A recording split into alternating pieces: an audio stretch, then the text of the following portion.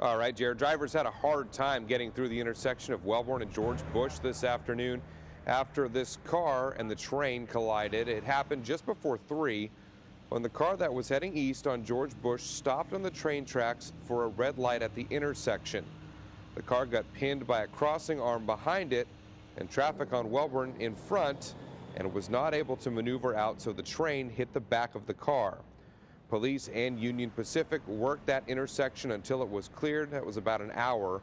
No one was seriously injured, and police in Union Pacific remind you not to cross the tracks when the lights start flashing, and do not ever stop on the tracks even if there's heavy traffic.